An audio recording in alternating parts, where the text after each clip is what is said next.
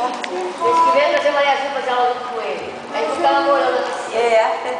Fazendo chuvinha, jogando água pro céu. Chua. Aí deixa quem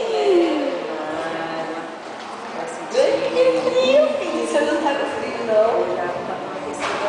Ih, você tá reclamando. Que coisa boa. A gente não vai deixar ele 30 minutos, ele é muito pequeno. Vai deixar menos.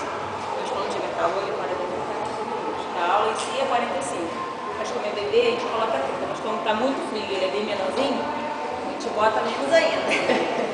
Tá, porque tá frio, né? Que a musiquinha de canta assim.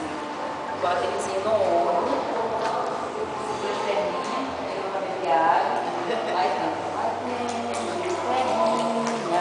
Forte, forte, forte, fazendo chuvinha, jogando água pro céu. Todo dia a gente canta essa música.